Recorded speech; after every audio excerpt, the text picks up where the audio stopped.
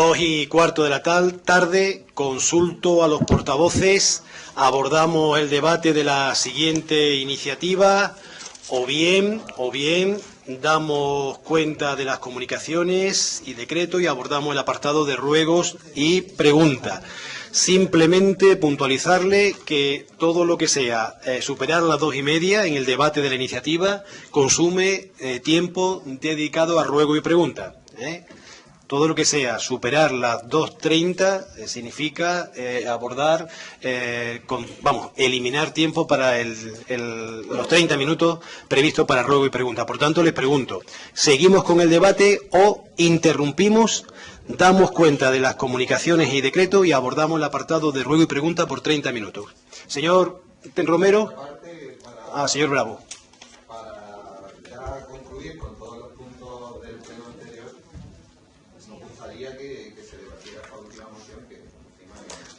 Tendríamos 15 minutos para el debate de la iniciativa. Señor Peña, que insisto que si entramos en el debate hasta que se consuma el tiempo que requiera el debate, insisto, lo que supere la media hora, las 2:30, va en detrimento de los 30 minutos de ruego y pregunta. Señor Peña. Que se debata la iniciativa de la reforma eléctrica. Señor García, que se debata la iniciativa. Aun siendo consciente de que es una pérdida de tiempo, utilizando las palabras que ha dicho el propio grupo y que no nos compete a nosotros, pero queremos que se debata. Que se debata la iniciativa. Pues ya saben ustedes que son las 2:15 pasadas. Abordamos el punto relativo a la moción del Grupo Municipal de Izquierda Unida sobre derogación de reforma eléctrica, recordándole que terminado el debate... Señores, recordándole que terminado el debate iniciaremos el apartado de comunicaciones, a continuación ruegos y preguntas y a las 3 de la tarde daremos por concluido el pleno del día de hoy. Señor Bravo, tiene usted el uso de la palabra. Muchas gracias, señor alcalde. Bien, no voy a decir nada en relación a lo que acaba de comentar el señor portavoz del Partido Popular, pero sí hace un poco de referencia a lo que, valga la redundancia, se ha comentado como referencia anteriormente en relación a esta moción, que se presentan aquí mociones como si no tuvieran ninguna influencia en el municipio. No sé si es que aquí habrá gente que no paga la luz, no paga la factura de la luz, o que le duele poco que lo pague partiendo de un bolsillo que le viene al dinero el erario público. No tengo ni idea, pero yo tengo algo muy claro, que a mí cada 2 meses, cuando tengo que ir al banco a pagar la factura, me da la sensación de que pierdo un año menos de vida. ¿Qué quiere que le diga? Así que voy a... Es que no es lo mismo 70.000 euros que 300 euros mensuales. La diferencia. Así que por eso no había pensado incluso en quitar esta moción, pero viendo que sí, que por lo menos hay una persona en Nerja, que es la que les habla, que sufre la situación, pues voy a continuar con ella. Con esta moción, con la que hace referencia a la derogación de la reforma eléctrica, lo que pretendemos es que el Pleno de la Corporación, de unanimidad, relacione una postura con respecto al decreto 9/2013 de 2012, en el que se adoptan medidas urgentes para garantizar la estabilidad financiera en el sistema eléctrico. Desde nuestro punto de vista, desde el punto de vista de Izquierda Unida, esta ley, que nace con el objetivo de atajar el denominado déficit de tarifa, no es más que una ley orquestada por el Gobierno central y el monopolio eléctrico para cargar contra las energías renovables en beneficio de las mismas eléctricas.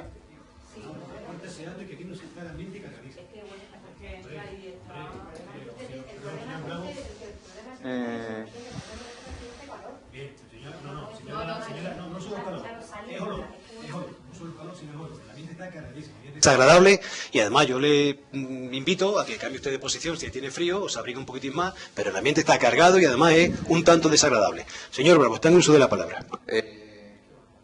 ¿Aporto una enmienda para desodorante o para medir? Porque vaya panorama. ¿Algún tipo de ambientador o algo? Bien, continúo. Espero que esto no se me cuente, árbitro. El señor ministro Soria, propulsor de esta reforma eléctrica, o también denominado ACA, el del meridiano de Greenwich, pasa por Canarias, porque yo lo digo, ese es el Ministerio de Energía, lo que el ministro Wert, al de Educación, y el propio ministro Gallardón al de justicia, ha puesto a todos los sectores protagonistas en su contra, poniendo de acuerdo a partidos, consumidores y hasta a las empresas, cuyos lobbies se han movido incluso a nivel europeo. Y puede que por ahí vaya la modificación que creo que está planteando realizar. En este último caso podemos poner el ejemplo de la asesora alemana Rothschild & Partner, que ha sido la primera en amenazar al Ejecutivo con una posible acción legal contra el Estado español por la nueva reforma energética. Si eso creen que no es perjudicial para el municipio, no sé, no lo entiendo. Ven en esta reforma un ataque y un castigo a las energías limpias, contraviniendo la Ley Internacional de Protección de Inversiones de un país en el que lo indica la Carta de Energía. Esta inseguridad jurídica que afecta a la inversión externa no es solo, sino uno de los puntos discordantes que esta reforma desarrolla. Por si fuera poco esta amenaza de los grandes inversores, nos encontramos también con el llamado peaje de respaldo, que no es más que una imposición tarifaria al autoconsumo y que afectaría a las instalaciones pequeñas y medianas de energías renovables. Sin duda, un varapalo a la inversión realizada por muchos españoles y españolas que creen en la producción de energía limpia y a los que se amenaza con multas de hasta 60 millones de euros a quienes no paguen ese peaje. Con este impuesto al sol, tal y como reflejan diversos medios internacionales, lo único que va a conseguir el ministro Soria es desmantelar una red de autoconsumo que no perjudica a nadie, excepto al lobby energético y a su cuenta de resultados. Y para que esta cuenta de resultados siga dando beneficios escandalosos, ya que recordamos que en el curso 2012 las 4 grandes eléctricas han conseguido un beneficio de más de 6.000 millones de euros, no podía faltar en el Real Decreto una nueva vuelta de tuerca a lo que los propios usuarios pagan en su factura. Con esta ley se establecen nuevos métodos de cálculo de términos de energía y de potencia. Como todos sabemos, la compañía eléctrica factura un término fijo de potencia. Señor Bravo, ha consumido su tiempo. Tiene todavía 2 intervenciones, ¿sí? 3 intervenciones más, Pues de modo continúo. que lo que queda en el tintero tiene la oportunidad de ponerlo. Grupo Socialista, señor. Segundo turno. Esta es de exposición, la primera. Le queda ahora tiene de nuevo la palabra primera intervención. Como decía, como todos sabemos, la compañía eléctrica factura un término fijo de potencia, que es valorado en función de la potencia contratada, y un término variable de energía, que factura en función del consumo realizado por el usuario. El término de potencia depende en gran medida de las instalaciones que tenga el usuario, mientras que el término de energía influye principalmente en los hábitos de consumo y, por tanto, en las medidas de ahorro energético. Ante esto, el Real Decreto aumenta el término de potencia, la parte fija, y disminuye el término de energía, la parte variable, por lo que los consumos y los ahorros dentro de las instalaciones perderán presencia en la factura. Ya casi ni notaremos en las facturas los trucos de ahorro, de apagar las luces, ya que el peso de la factura recaerá de manera notoria en la parte fija a pagar. No podemos olvidar que la factura ha subido más de un 60% en los últimos 5 años. En definitiva, se trata de una ley hecha a medida de las eléctricas, que pesará sobre los bolsillos del usuario, por lo menos los del que habla, y sobre los bolsillos de aquellos que invirtieron de una u otra manera en lo que iba a convertirse en otra pata de nuestra productividad económica, las energías renovables. Y todo para supuestamente eliminar el déficit de tarifa, un déficit que, según aseguraba el ministro Soria, a principios de año, en 2013 ya se iba a convertir en superávit de 16 millones, luego manifestó que el déficit de este año sería 0 y acabar reconociendo que el déficit se acercaría a los 3.000 millones. Todo ello, decimos, aun a pesar de que las eléctricas en periodo de crisis no han visto rebajado su beneficio, sino todo lo contrario. Recordamos que en 2012 obtuvieron más de 6.000 millones de euros de ganancias. Por lo expuesto, desde el Grupo Municipal de Izquierda Unida entendemos urgente la derogación de esta ley por parte del Gobierno Central del Partido Popular. Y digo ya directamente el dictamen en comisión fue dictaminada con el voto positivo del Partido Socialista de Izquierda Unida y la abstención del Partido Popular. Muchísimas gracias, señor Bravo. Ahora sí, le corresponde el primer turno al señor Peña, Grupo Socialista. Muchas gracias, señor presidente. Me congratulo de seguir todavía en el salón de plenos. España baja a la segunda división energética de la Unión Europea. Esa es la realidad. La reforma energética aprobada por el gobierno de Mariano Rajoy representa un retroceso claro, y así tenemos que entenderlo todos, que devuelve a España, como hemos dicho, a la segunda división energética de la Unión Europea. La ley del sector eléctrico que tenemos en vigor desde 1997, inspirada en los mismos principios que la ley del suelo de Aznar, esto es, pensando más en las oportunidades de negocio que las necesidades del país, nos está abocando a esta situación y sus consecuencias han sido idénticas. Una burbuja energética, unas subidas de precios, una desestabilidad en el mercado y una situación que realmente ahora mismo se empieza a hacer casi insostenible para los consumidores. La ley del 97 se demostró que había fracasado muy pronto. Tanto es así que en el año 2000 el PP tuvo que inventarse el conocido como déficit de tarifa para garantizar los derechos de las eléctricas, y luego, si da tiempo, hablaremos de cómo se genera este déficit y de que es una cuestión mucho más de concepto que de resultados reales económicos, mucho más de valoración por parte del Gobierno de los servicios que dan las compañías eléctricas y del valor de la energía que de las situaciones económicas y de los balances reales de las compañías. En los últimos años, como todos sabemos, el país se ha llevado una auténtica revolución tecnológica de la que presumíamos todos, desde todos los grupos políticos y desde todas las instituciones. Nos habíamos colocado como líderes mundiales en innovación asociada a las energías renovables. Esto, además, en una época de crisis como la que nos encontramos, es una cuestión que no deberíamos perder y lo estamos perdiendo. Lo estamos perdiendo por la imposición de las compañías eléctricas y por la relajación del Gobierno central en cuanto a poder atender las demandas de las mismas. España experimentó un gran avance dentro de las investigación y el desarrollo, como digo, de estas nuevas tecnologías. Es un sector renovable, el fotovoltaico, fue el que encabezó prácticamente este movimiento económico, este sector que además se animó y animó mucho las exportaciones españolas. ¿En qué situación nos encontramos ahora mismo? Pues nos encontramos en una situación que ha dado origen a una serie de efectos. Primero, nos encontramos con una legislación energética fosilizada que lleva más de 15 años estancada y que necesita una modificación.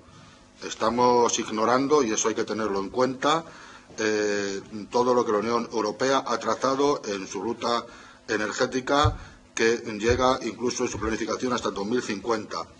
Estamos despreciando la oportunidad de las economías tractoras de la Unión Europea, que habían visto en la llamada transición energética una oportunidad. Estamos incumpliendo compromisos europeos. No se está resolviendo la tarifa del déficit, como se dijo, se había prometido para este año. Hay diferentes comentarios, tarifa cero por el ministro Soria, y ya vamos acumulando 3.000 millones de euros más. Se está abriendo un conflicto social, dado que es un producto de consumo necesario, fundamental, tanto para la industria como para los particulares, y, como digo, se está escapando ya de las manos a la hora de poder afrontar sus costes. Se está generando, por tanto, una nueva forma de pobreza a la que se ha incorporado el compañero de Izquierda Unida al tener que pagar los recibos de luz. Muchísimas gracias, señor Bravo. Por el Grupo Popular tiene la palabra el señor García Zorrilla. Sí, muchas gracias. Verá, a todos nos preocupa ese momento al que hacía mención el señor Bravo al principio y el señor Peña en el final de su intervención, que es el momento de pagar la factura de la luz mensual o bimensualmente. Y es que, verá, ese es el principal motivo que hace que esta reforma tenga la forma, si me permite la expresión, la forma que tiene.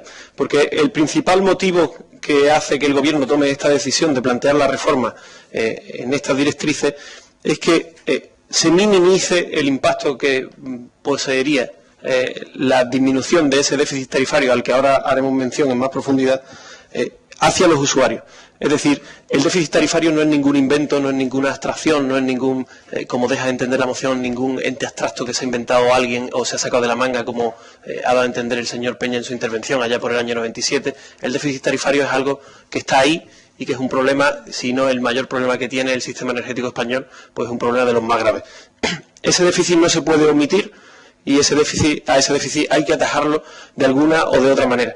Como entenderán, la preocupación del Gobierno central en este momento de crisis y de dificultades para las familias, es sobre todo que ese déficit que hay que atajar de alguna o de otra manera repercuta lo menos posible en los usuarios y sobre todo en la economía doméstica.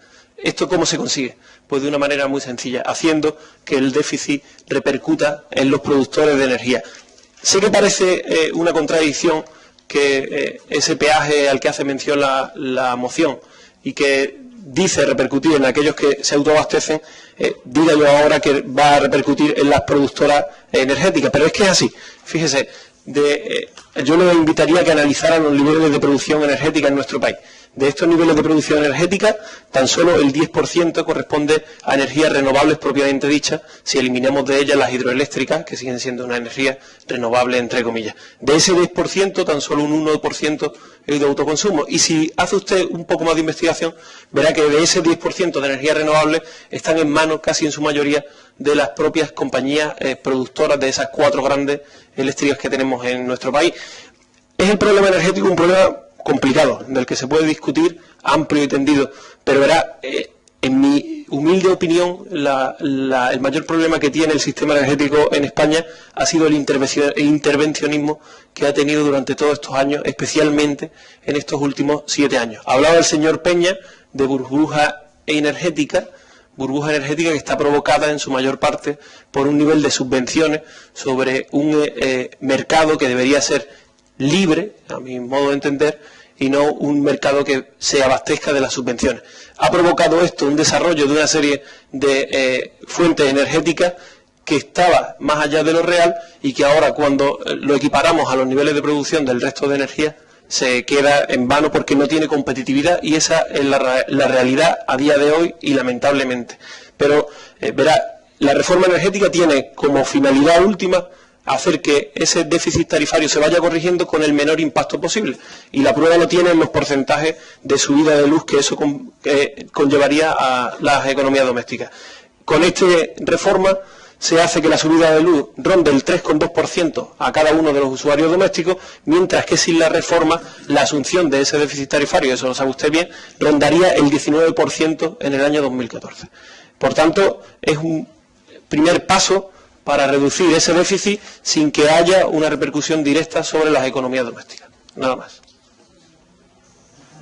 Muchísimas gracias, señor García. Abrimos un segundo turno de intervenciones. El señor Bravo pide palabra, el señor Peña pide palabra, el señor García también pide palabra. Pues entonces, Grupo de Izquierda Unida, segundo turno. Entiendo por sus manifestaciones que no van a aprobar la moción, siguen insistiendo en lo que es el ideario que se ha marcado desde el Partido Popular en relación al déficit de tarifa. También decirle que en su momento, cuando ya había un déficit de tarifa millonario, las inversiones en productoras energéticas renovables eran mínimas. Eso empezó a partir de lo que fue el boom inmobiliario y en encontrar otra vía alternativa a la productividad española. O sea que el déficit tarifario viene antes de esas subvenciones y de ese dinero metido en las productoras energéticas. Así que no me diga usted que tienen que pagar las productoras energéticas por algo que ya venía con antelación. Y es más, puede que sea ese caso el que obligue al Gobierno central a derogar esta ley, porque vuelvo a insistir en que vienen desde fuera presionando los lobbies inversionistas que ven como su inversión al final va a quedar en nada. O sea que si por un lado ustedes no ven suficiente lo que nosotros decimos aquí, de que perjudica al usuario medio, al usuario bajo, que perjudica al autoconsumo, van a ver como finalmente vamos a ser todos nosotros los que tengamos que pagar las multas porque se han empecinado en que el déficit de tarifa que ya existía con anterioridad lo tengamos que pagar todos los usuarios. Y eso de que el 3%, ¿no?, lleva subiendo un 60% en los últimos 5 años. La luz ha subido un 60%, la factura de la luz. No me diga que ha subido un 3%. Seguramente, como usted dice y como el ideario del PP dice, si no existiera o si no se hubiera cambiado o si no se reformara esta ley, habría un incremento del 40%. No lo sé. Posiblemente. Muchas gracias, señor Bravo. Señor Peña, segundo turno, el que le corresponde al Grupo Socialista. Está usted en el uso de la palabra. Sí, pero aquí lo primero que habría que hacer es derogar la cuestión del déficit tarifario. El déficit tarifario es un déficit regulatorio, no es un déficit real, y eso lo sabe usted, también como yo. Por tanto, es un déficit que se origina para proteger los beneficios de las compañías. O sea, los costes de las empresas son bastante inferiores a los que regula el Gobierno y de donde sale el déficit tarifario. Adquisición de energía por las compañías, transporte, distribución y subvenciones a otras alternativas que hemos comentado, de donde sale prácticamente el coste de todo lo que estamos comentando, como digo, es muy inferior al déficit tarifario. Esto hay que corregirlo, y de eso se trata con esta moción, y de eso se trata con las propuestas que se están haciendo. Mire usted, dice que es en el mercado libre, que tiene que ser el mercado libre, y que la cuestión de la competitividad. Hay una cosa que se llama I+D+I. Estamos hablando de nuevas energías, nuevas alternativas, y además que están siendo vendidas y exportadas a otros países de la Unión Europea, vamos, del resto del mundo. Si no... Están ustedes interrumpiendo al señor Peña. Cada tarde y dando la lata. Señor Peña, que árbitro, la hora.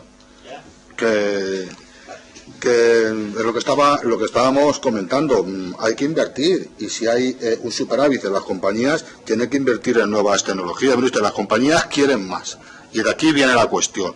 Los consumidores pagan más, y eso es una realidad que se ha expuesto muy claramente con la subida que ha habido en los últimos 5 años. Y las renovables se están hundiendo, y se están hundiendo porque no se quiere invertir en algo tan importante como hemos hablado antes, como es el desarrollo de una industria en la que éramos pioneros y en la que efectivamente cada vez iba siendo mucho más barata la producción de la energía por parte de estos nuevos sistemas que además no son contaminantes. Quieren sacar al mercado los 7.000 millones de megavatios que producen ahora mediante este sistema, y que obviamente lo quieren coger las compañías eléctricas. Por tanto, creo que es una buena moción. Muchísimas gracias. Se debería aprobar, y es una ley que señor debe cambiar. Peña, tiene la palabra el Grupo Popular. Segundo turno, señor García. Sí, reincidir un poco en lo expuesto en el primer turno. Verá, el déficit tarifario, como dice usted, señor Peña, es un déficit que es regulatorio, pero eso no lo convierte en un déficit irreal, y es un déficit que llevamos asumiendo desde hace más de 16 años. Por lo tanto, tenemos que jugar a los juegos con las reglas que ya tenemos, y lo primero será corregir ese déficit para después promover directrices de crecimiento para otro tipo de energía, entiendo yo. Pero lo cierto y verdad es que el déficit es el que es, son unos 30.000 millones de déficit de tarifa al que se podría llegar a finales de este año 2013, y que tiene que asumirse de alguna manera. Esos 30.000 millones tienen que salir de algún sitio, y esta reforma lo que hace es que tenga el impacto menor posible en el bolsillo de todos los españoles, y que repercuta en un 60% sobre el bolsillo de las compañías que suministran electricidad. Es, por tanto, una reforma que nosotros entendemos como buena dentro de la situación económica que estamos atravesando y de la situación energética que tiene el país. Evidentemente tendrán que venir más reformas y más impulsos, pero entendemos que este es el primer paso para eliminar ese déficit que, aunque como usted dice es regulatorio, no tiene por qué ser irreal, y de hecho no lo es. Perfecto. Señor Bravo, cerramos debate. ¿Tiene usted uso de la palabra? Sí, brevemente. Para terminar, yo creo que ya está prácticamente todo dicho, pero sí que es cierto que con las políticas que se están realizando por parte del Partido Popular en energías, se está perdiendo algo que era muy importante para la economía española, para la producción económica española, para la productividad, para el empleo, que eran las energías renovables. Nos vamos a ver completamente perjudicados una vez que se avance en esta ley por parte de los inversores extranjeros, porque ya están amenazando con multas, con denuncias al gobierno central, porque esto viene con carácter retroactivo. Van a ver perjudicados sus inversiones, y me queda claro dos pequeñas consideraciones. Ya he dicho que a pesar de la crisis, las eléctricas han aumentado sus inversiones, sus beneficios en los últimos años, 6.000 millones, las cuatro eléctricas en este último año. ¿Por qué lo tiene que pagar el usuario? ¿Por qué tiene que ser el usuario el que cada vez vea engordado cada vez más la factura que le llega? Es que yo no lo comprendo, no lo concibo. Y me quedan claras dos consideraciones finales, que con el voto, que considero que no va a ser positivo, y manejándome más o menos por cómo se manejan ustedes, considero que el Partido Popular se posiciona a favor de la subida de la factura de la luz. Y algo muy importante que ha dicho usted: el intervencionismo es el mayor problema. Aquí es que hay una apuesta giratoria de ministros que entran y salen que eso es una vergüenza, es una auténtica vergüenza. Y ustedes con su posicionamiento, usted con su voto, posiblemente a lo mejor se encuentre ahora más cerca de ser próximamente, futurible, uno de los que formen parte de un consejo de administración, o ya sea de Iberdrola o ya sea de Gas Natural. Muchas gracias. Muchísimas gracias, señor Bravo. Pero evidentemente el señor García Zorrilla es un político que brilla con luz propia. Brilla con luz propia. Bien, votamos la iniciativa del Grupo Municipal de Izquierda Unida relativa a la derogación de la reforma eléctrica. Izquierda Unida, sí. Partido Socialista, Sí. Partido Popular, no. Señor secretario. Se rechaza la moción al haber obtenido 10 votos en contra. Frente a 7 favorables, correspondiendo estos 7, 3 de ellos al Grupo Socialista y 4 a Izquierda Unida. Se computarán 2 votos como abstención por ausencia en el momento de votación de doña Inocencia Quintero Moreno y doña Rosa Raval.